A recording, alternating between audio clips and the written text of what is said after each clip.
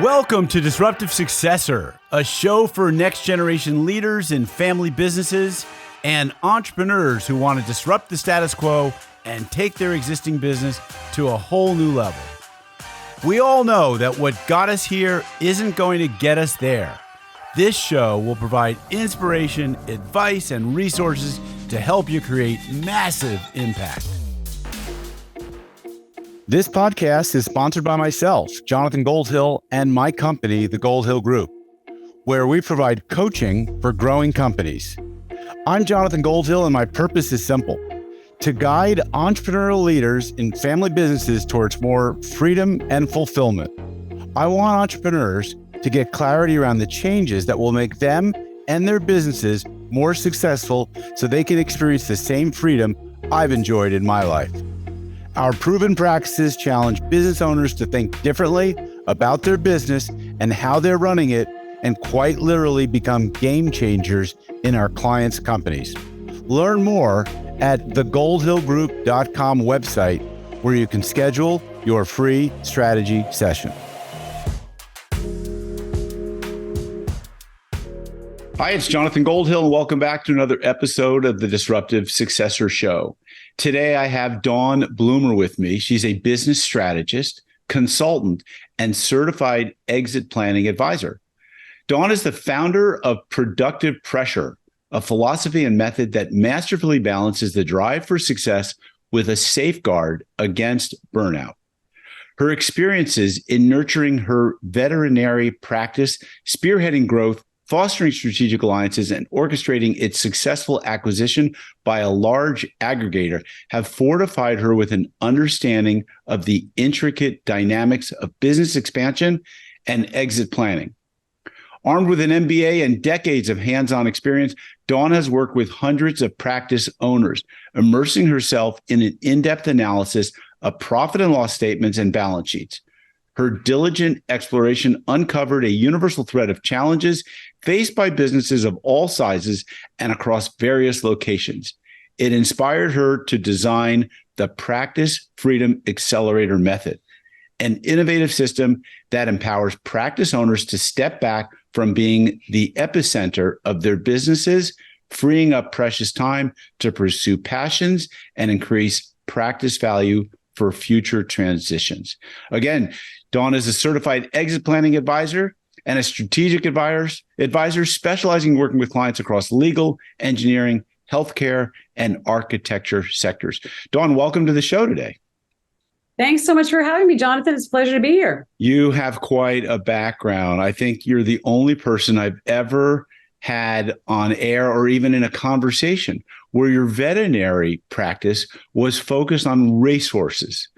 Tell us a little bit about your background and how you got into that career. Sure. So when I was about 6, we lived in England, and I learned how to ride horses. And at that point in time was when I decided that the only thing I wanted to do in life was be a horse doctor. And so I spent the next, 20 something years doing just that. And the racehorse part was, sort of talk about a niche, right? Like, I really went deep.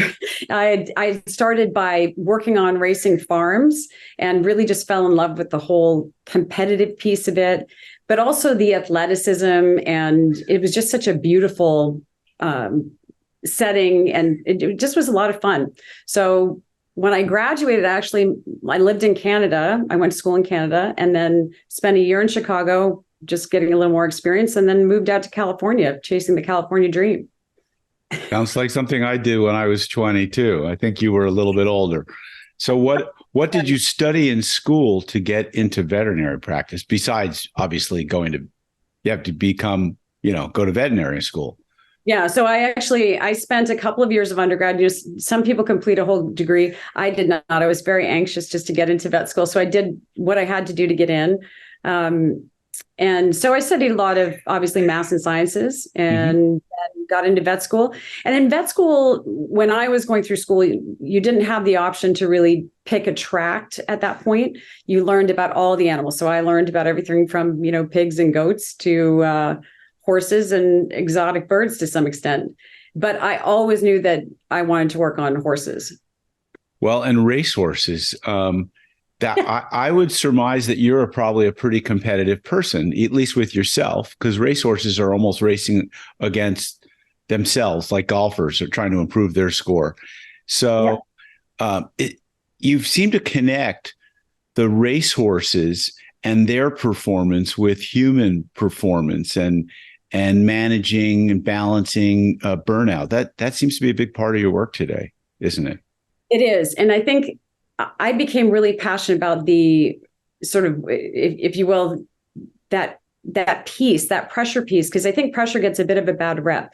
And to your point, I really am. I'm really very competitive with myself, not so much with other people. Mm-hmm. And I think a lot of entrepreneurs are harder on themselves than they are on anyone else because we are very competitive with ourselves. We're overachievers, right? We wouldn't take on a big risk like running a business and owning a business if we weren't, overachievers. So I think that the reason I got really excited about helping people set up their businesses so that they weren't setting themselves up for burnout is because I burned out repeatedly throughout my career. Wow. I basically set myself up for failure over and over.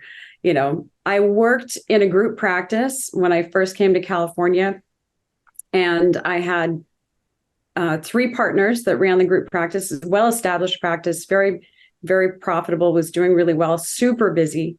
And about 5 years in, they invited me to join them as a partner. And so I basically went out and took out a loan like most people would for their first home and bought into this practice. So I became the 4th partner with 3 people who were in, sort of generations ahead of me, if you will, for the most part. And at that point, I was just having my first child. So I was working 6-7 days a week and helping to run the business and, really just wanted to do all of the things.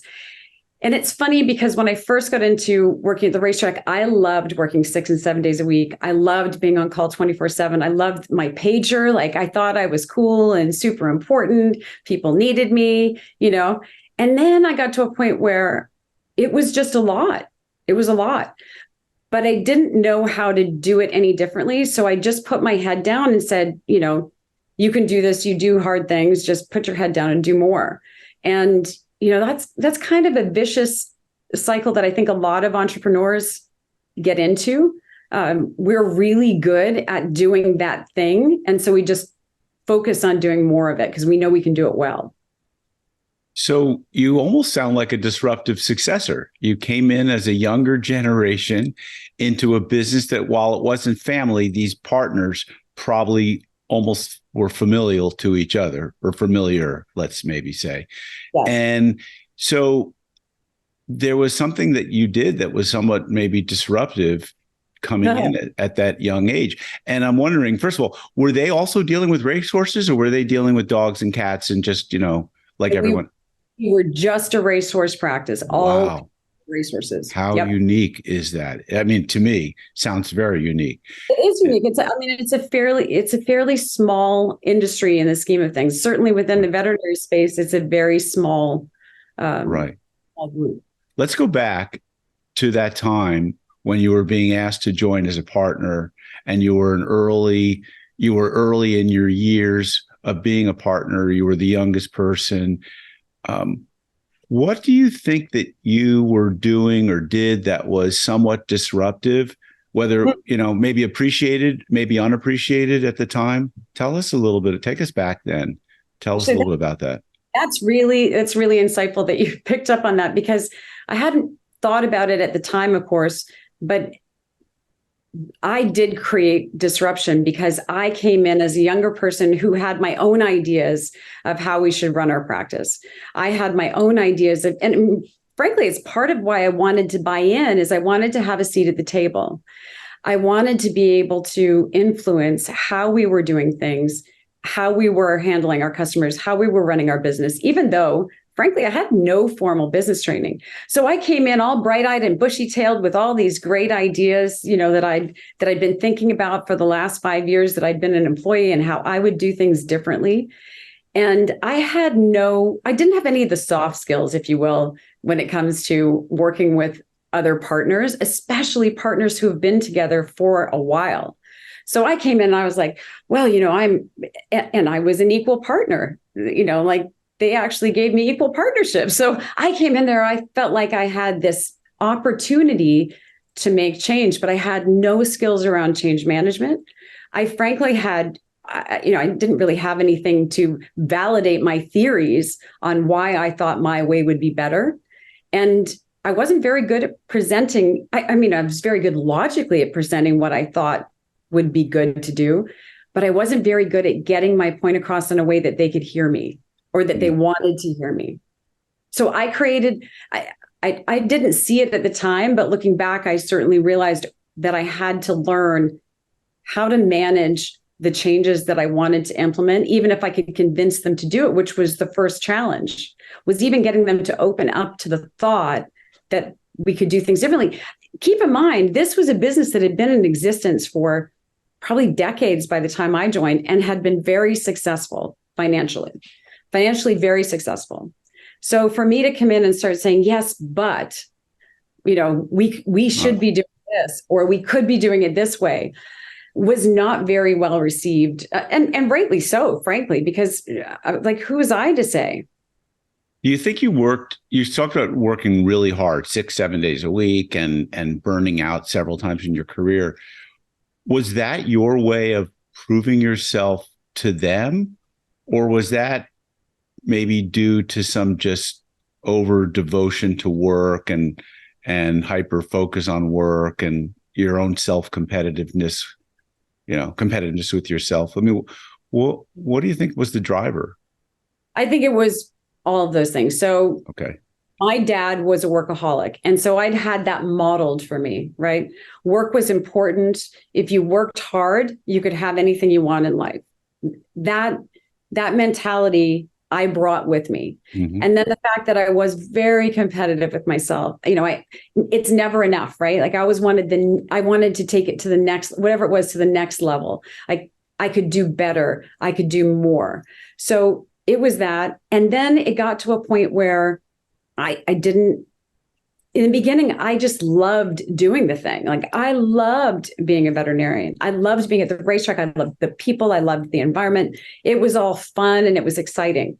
But then over time, in anything that you do for a long time, it becomes somewhat repetitive. And so I was looking for new things to bring in that would keep it interesting and that would keep our business growing. But I think the thing that really burned me out in the end was that I was making things harder than they needed to be because I didn't have the skills to communicate well. I didn't have the skills to really get buy-in. And at the end of the day, you can have as many great ideas as you want, but if you can't get buy-in and I had to get buy-in from my partners, but then I also had to get buy-in from our employees who were used to the old way because most of them had been there a long time. In many ways, our practice was like a family business. The people, it was a relatively small group, although, pumping out a lot of revenue, but a relatively small group. And most of the people there had been there a long time, most of them far longer than me.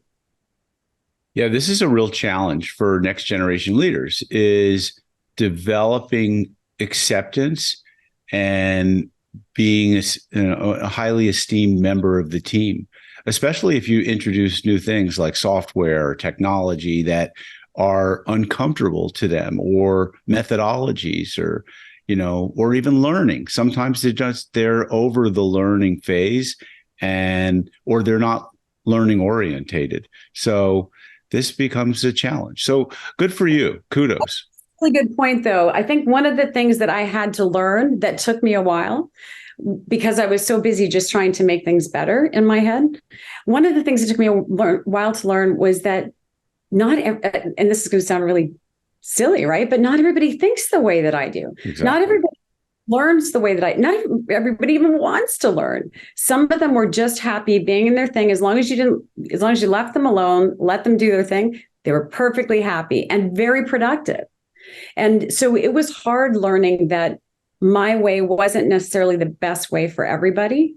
And that there were a lot of really hard lessons learned in there. I bet. So I want to segue to talking a little bit about your Practice Freedom Accelerator and this trademark term called productive pressure. So imagine someone listening to this call is relating to you, the younger self in you, and they want to understand how to strike a balance between drive and well-being, or maybe they don't understand, and you want to impress upon them the importance of the power of productive pressure and striking a balance between drive and well-being.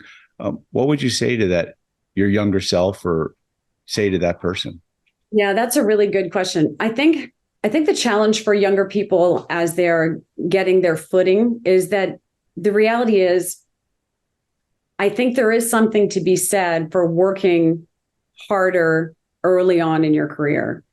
I think that the reality is that there's a learning curve, and there are some periods in your career, especially if you're a business owner, where you really do need to spend the time just getting experience. That said, I think that the old way of doing it, if you will, of just going all out, 80, 90 hours a week, we know it's not sustainable, and we know it's not good for us. So striking that balance between, you need a certain amount of pressure to accomplish things. Like, otherwise we'd all be marshmallows sitting on the couch eating bonbons and binging Netflix, right? Mm-hmm. So it's finding that balance between, I want to get enough experience that I get better. I want to get enough exposure to our customers that they appreciate my role in this. I want to spend enough time with our employees that they get who I am, they understand, and that they respect me because I'm willing to do the thing. And at the same time, you can go overboard. And so one of the things I think is really important is the idea of starting from a place of clarity. What are your goals? What is important to you? What are your values? And how does that fit into the business? Because it's not that everybody who's working in the business has to have the same values, but the values for the business need to be enough in alignment with the owners and the employees that everybody is going to be working toward the same end.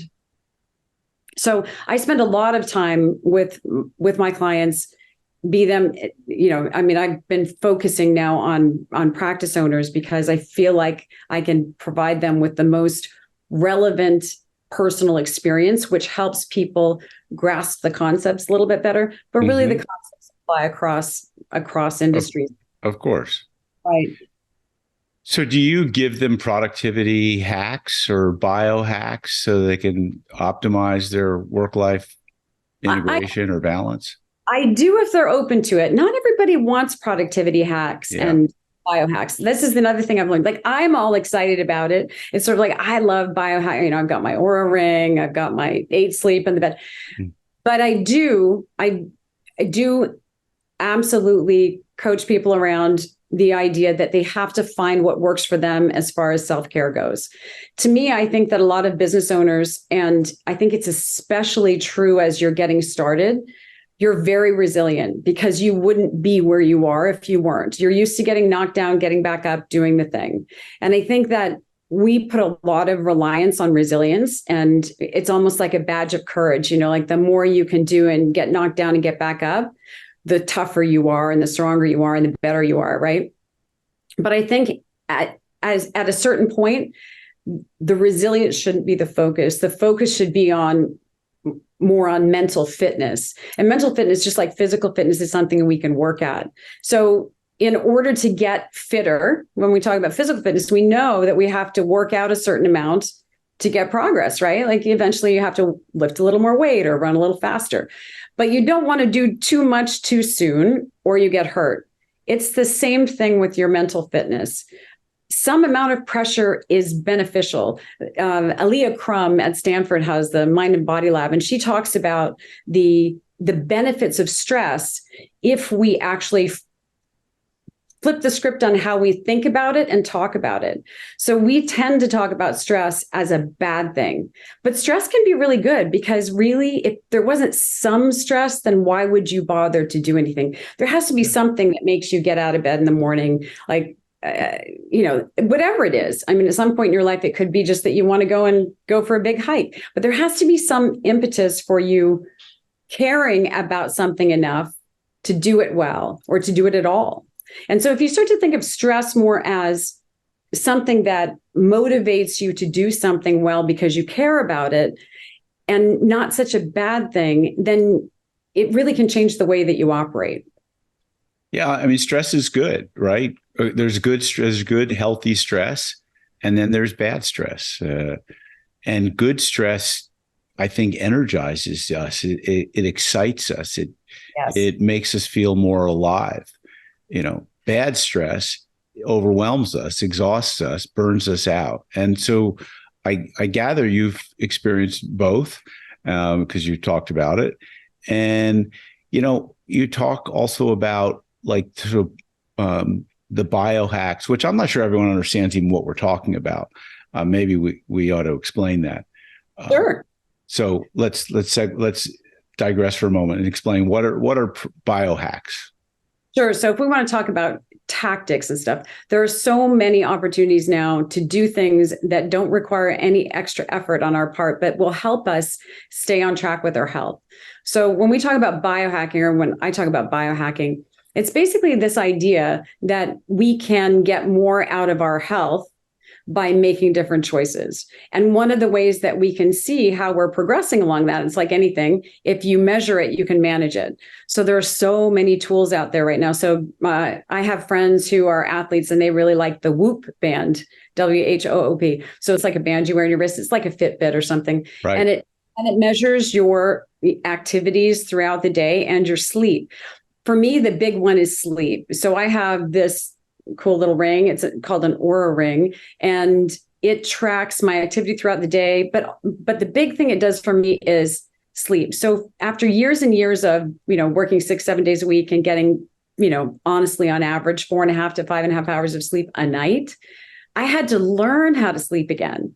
And so what having a monitor allows me to do is to sort of hold myself accountable. Okay, so am I sleeping? Am I sleeping well? If I'm not sleeping well, to me, sleep is the first place to start, right?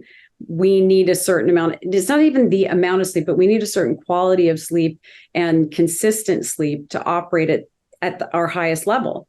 And that's always my goal, right? I'm still always trying to get to the optimum. So for me, what my Aura ring does is it tells me, did I sleep well? If I didn't, well, what did I do differently? Did I eat too late? Was my room too warm? Did I not have the room at the right temperature? Or is my routine out of whack because I've been traveling? So there are little things that can really change your well-being without a whole lot of effort on your part. Yeah. But if you're not monitoring it, right? Yeah. You can't optimize it. So and then I've done all sorts of different, I like to experiment. So right? Do I use those tactics with my clients? Absolutely, especially if they're open to them. I always bring it up because sometimes people just don't have an awareness. Then they hear about it, they're like, whoa, that's pretty cool. Who knew? And I love that stuff, and then all sorts of things around how you use your time in the day. I think we have a lot of focus on productivity has to mean that you pack more into the day. To me, productivity is, let's be really efficient and effective about how we spend our energy, not just our time, but our energy. And let's maximize it. So we're doing things at times of the day that we can do most successfully then. Like if it doesn't require a lot of bandwidth, we'll do it when you don't have a lot of bandwidth generally. Yep. And there are so many opportunities to do things differently.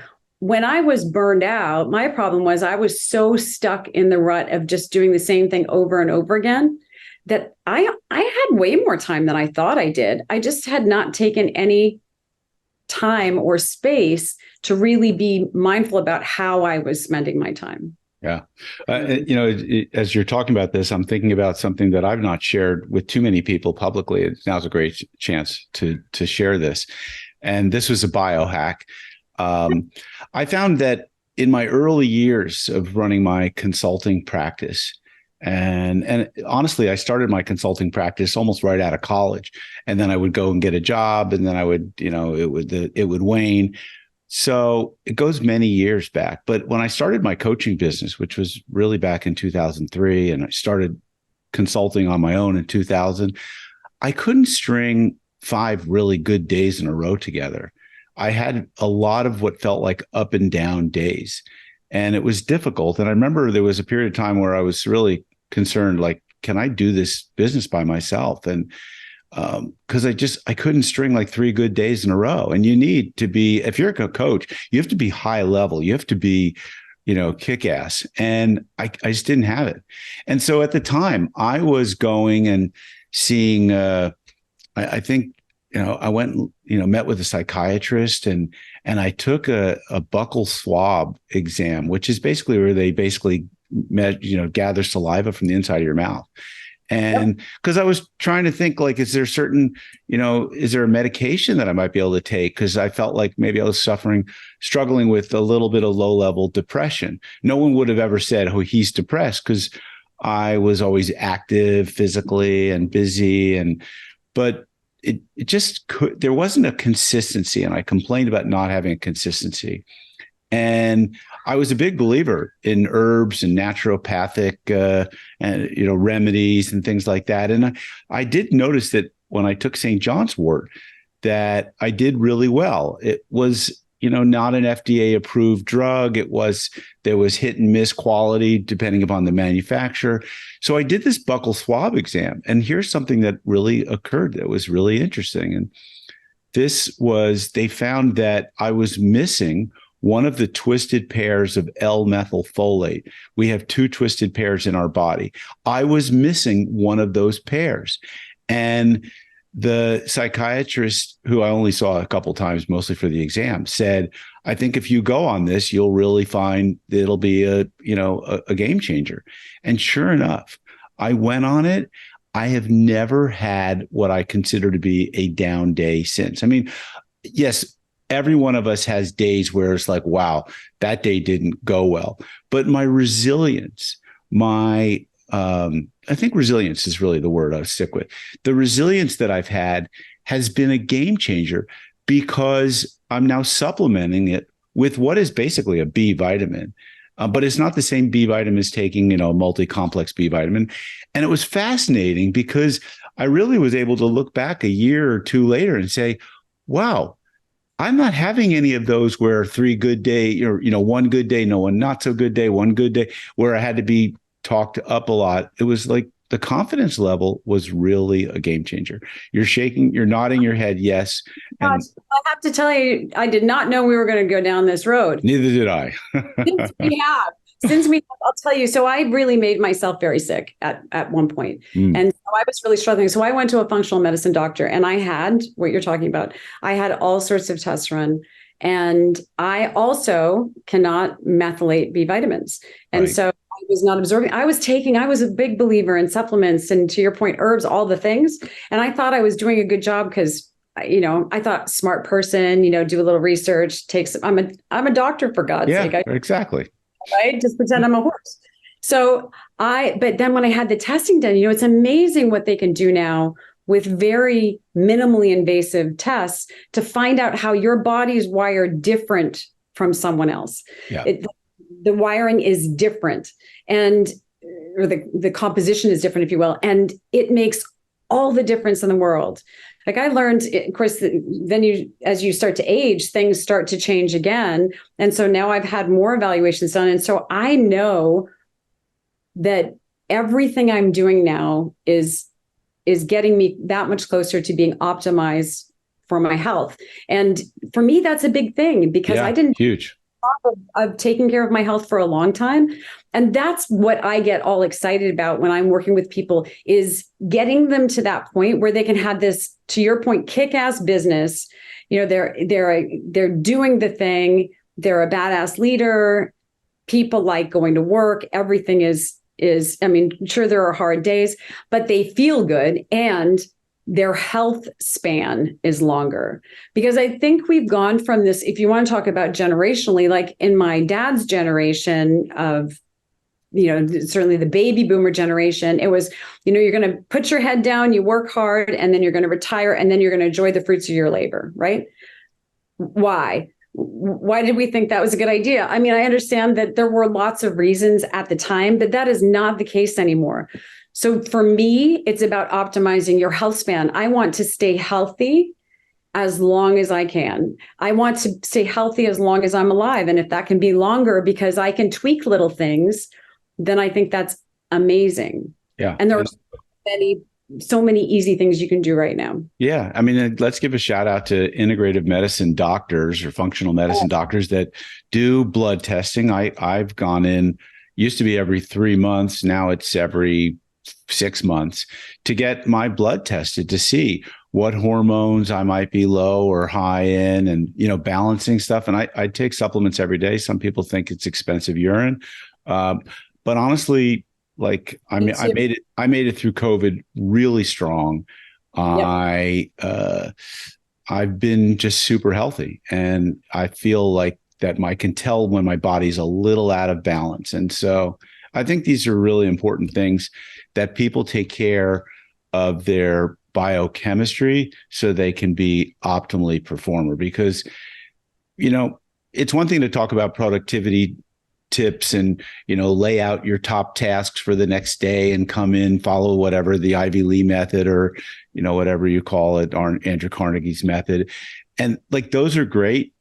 But like, if your energy level is not great and you're tired at the end of the day, or you don't want to deal with it, you're going to fall off that horse more often, and you're not going to be able to optimize your behavior because your well-being is not optimized. So this is good stuff. Bringing the horse back into it. I like that. Well, honestly, this is stuff that I get really excited and passionate about because it's changed my life. And it sounds really like woo-woo or whatever. It's not. It is science, and it is available. And people don't know because our healthcare system is already so overwhelmed with just managing, putting out fires.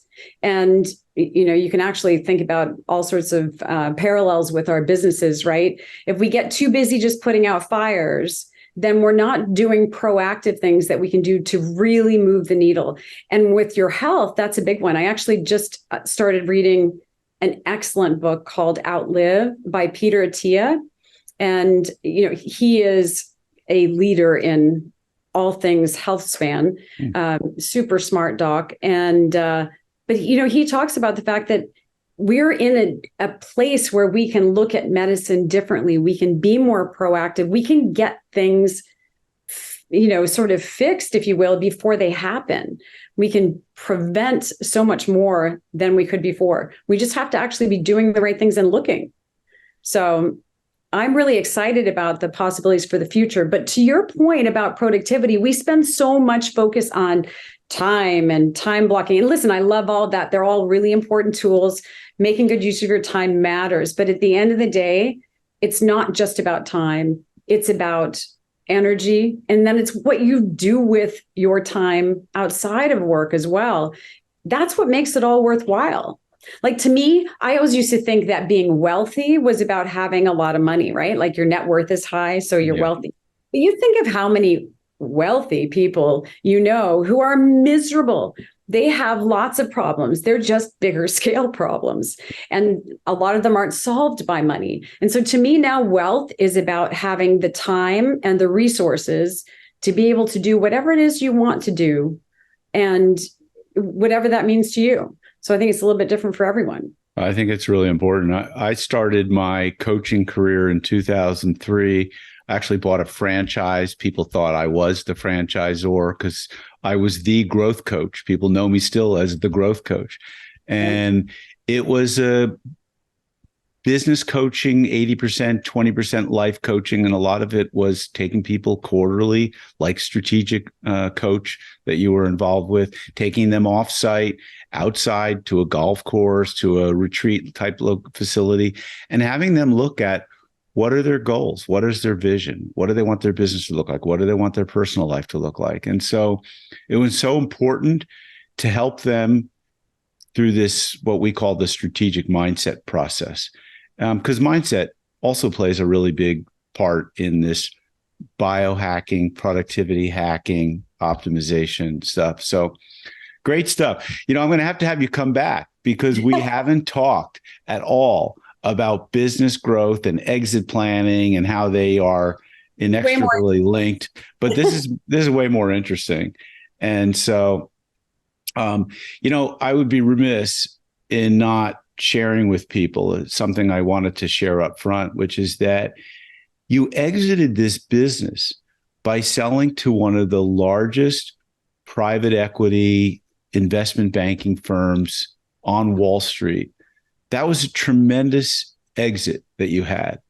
And it probably made you financially fit for the rest of your life. And yet you took a little course turn there. I'll let you share, if you will, if you want to. I did. Sure, absolutely. Yes. I mean, I was sort of a small fish in a big pond, and it was definitely an incredible move for us. We were very fortunate. But for me now I get to do something that I'm really passionate about and really excited about, and I can do it on my own terms. I can work with people who really want to make a difference, who really want to take it to the next level, and whatever that means for them, not for me. I love being in the background. I love being the person who is helping support the business owner. But most importantly, I feel like I have a mission to help business owners operate differently in a way that gives them what they always thought they were going to have from their business in the first place, which was some level of freedom, whatever that means to them. Fantastic. So, Dawn, it's been great having you on the show. I'm sure we have many more things to talk about. Invite you to come back at some future point in time so we can talk a little bit more about your Practice Freedom Accelerator and, the exit planning stuff. It's been a subject that I've talked, I think, quite a bit about. I know a lot of certified exit planners, but I'd invite you to come back. If people want to get a hold of you between now and, and that future date, how would you like to be reached out to? Sure. So they can find me on productivepressure.com. That's my website. Or reach out to me on LinkedIn. Please connect. I'm always looking to build my network. Love meeting with new people. Great. Dawn, thanks so much for being on my show. And folks, thanks for taking a listen. And you know the drill. If you got some value out of this, share it with other people. Maybe check out the book that Dawn recommended. Maybe check out her practice, see if it's something that appeals to you. Think about how biohacking, productivity could change your life. Think in terms of what is it that you want out of the business that you're in right now. And if I can be of assistance, reach out to me. If you're a disruptive successor, I want to hear from you. I'm looking for more guests to be on the show that are in family businesses and are disrupting the status quo. So, folks, again, if you like this show, please give us a good rating on your listening podcast application of choice and stay tuned for future episodes of the Disruptive Successor Show.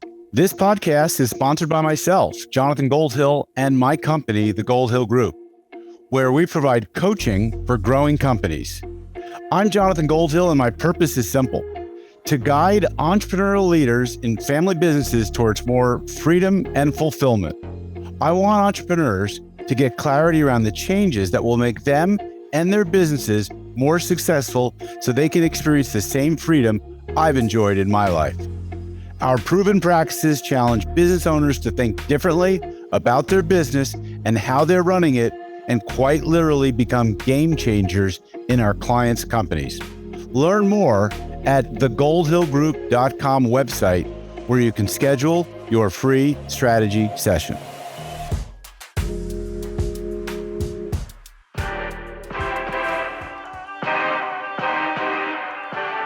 Thank you for joining us on the Disruptive Successor Podcast. If you enjoyed today's episode, please subscribe, review, and share with a friend who would benefit from the message. If you're interested in picking up a copy of my book, Disruptive Successor, go to disruptivesuccessor.com.